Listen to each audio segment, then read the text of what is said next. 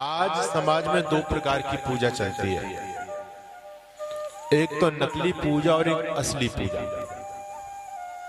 बात को ध्यान से सुनने का प्रयास कीजिएगा आप लोग। और वस्तुतः देखा जाए तो हम लोगों को नकली पूजा से बड़ा प्रेम है। असली पूजा को ना तो हम करना चाहते हैं ना हम सीखना चाहते हैं। और ये विडंबना केवल आज की नहीं है, बहुत लंबे समय से चल रही है। आज हम लोगों का जीवन भी नकली, हम लोगों का व्यवहार भी नकली और हम लोगों की पूजा भी नकली। नकली चीजों से हमको प्रेम हो गया आजकल, असली चीजों से प्रेम नहीं है।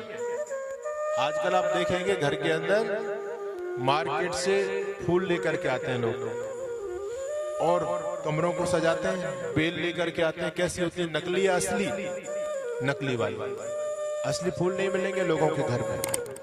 हमारे यहाँ बहुत अच्छे समाज सुधारक हुए जिनको दुनिया कबीरदास के नाम से जानती है। उन्होंने बहुत अच्छी बात कही इस हिंदू समाज की मनोदशा को देखते हुए। वो कहते हैं, संतो देखो जग पौराना, सांच कहो तो मारन धावे, झूठ कहो पतियाना। अगर सच्चाई का उपदेश समाज को करेंगे तो समाज क्या करता है? सम्मान नहीं करता, बल्कि ईंट पत्थर फेंकता है, मारने के लिए दौड़ता है। जितने भी समाज सुधारक इस समाज को जगाने के लिए आए, इन समाज के लोगों ने उनको सुला दिया हमेशा हमेशा के लिए। चाहे शंकराचार्य को ले लो, चाहे महर्षि दयानंद को ले लो, चाहे अन्य किसी को भी ले लो। लेकिन जो इस समाज को बहकाने का काम करता है, ये समाज में तो बहुत अच्छा मानता है। सांच कहो तो मारन धावे, झूठ कहो पतियाना। और कहते हैं, माटी को एक नाग बनायो, पूजे लोग लुगाई। हमारे यहाँ हिंदू समाज में नाग पंचमी का पर्व मनाया जाता है, आपके यहाँ भी मनाते हैं। नाग पंचमी के दिन पूजा होती है, असली वाले नाग की या नकली वाले नाग की? बोलो, है जी? अच्छा, पूजा यदि करनी है तो असली की करनी चाहिए, नकली की करनी चाहिए? यही विडंबना है हिंदू समाज की। नकली की पूजा, असली की पूजा नहीं करना चाहते। हर चीज हमारी नकली हो चुकी है। माटी को एक नाग बनायो, पूजे लोग लुगाई।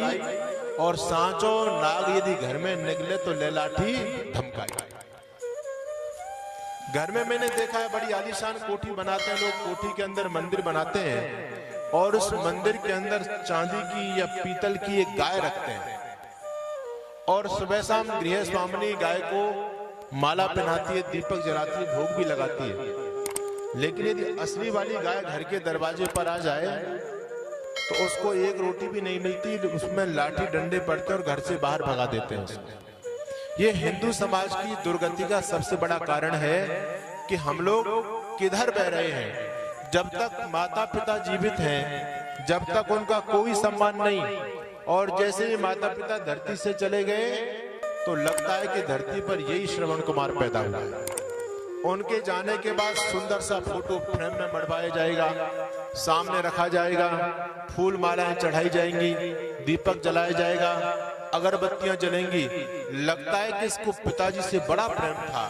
लेकिन जब तक पिताजी जीवित थे, कभी पिताजी की सेवा शुश्रूषा नहीं की। कबीरदास जी कहते हैं, जियत पिता से दंगम दंगा, मरे बाप पहुंचा में गंगा। जब तक पिताजी जीवित हैं तब तक एक गिलास पानी नहीं पिलाएंगे, लेकिन पिताजी चले गए तो पुत्र कहां लेके जा रहे हैं? गंगा जी लेकर के जा रहे हैं। देखो उनकी श्रद्धा। समाज में ऐसी मूर्खता छाई हुई है। मैं बिहार के अंदर गया, बिहार के अंदर गया जी एक स्थान है और बहुत ही पौराणिक दृष्टि से बहुत ही उस स्थान का सम्मान है। जैसे मथुरा है, हरिद्वार है, वैसे गया जी है।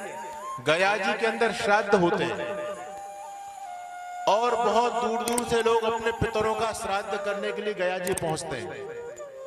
कैसी समाज में मूर्खता चल रही है। हमने देखा, एक व्यक्ति दिल्ली से चला गया जी के लिए अपने पिताजी का श्राद्ध करने के लिए।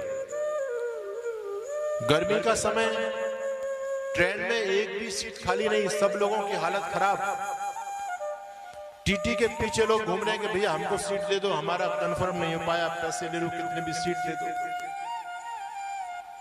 टीटी बोलता कोई भी सीट नहीं है, सारी सीट बुक है। ट्रेन जब आगे बढ़ती है तो टीटी लोग आ जाते हैं, चेक करते हैं ये बंदा आया नहीं आया।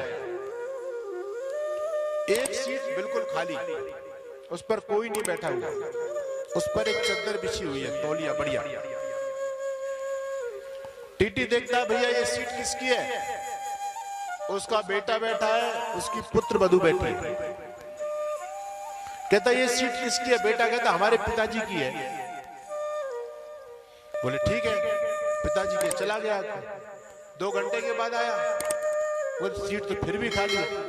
बोले सीट किसकी है? बोले हमारे पिताजी की है।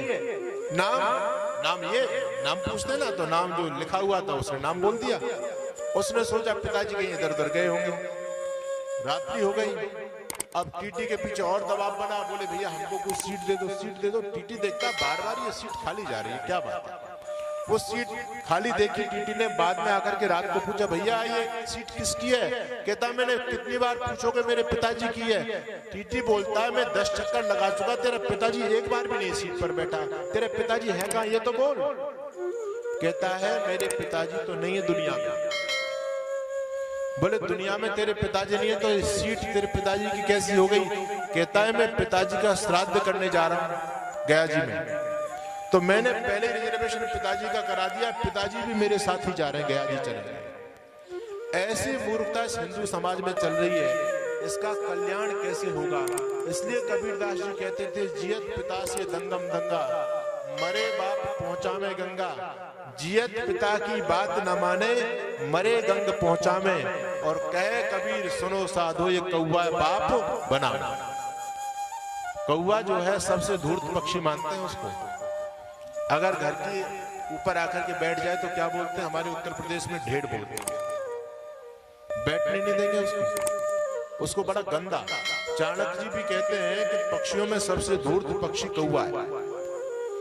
लेकिन जब ये श्राद्ध पक्ष आते हैं और कौवा यदि आ जाए, ओहो, लोगों का दिल प्रसन्न हो जाता है। पिताजी आ गए, पिताजी आ गए। ये हिंदू समाज की बुद्धि को देखो, उस कौवे को भी बाप बना रहे हैं। अरे क्या तुम्हारे पितर लोगों ने ऐसे निकृष्ट कर्म किए थे जो कौवा बनेंगे?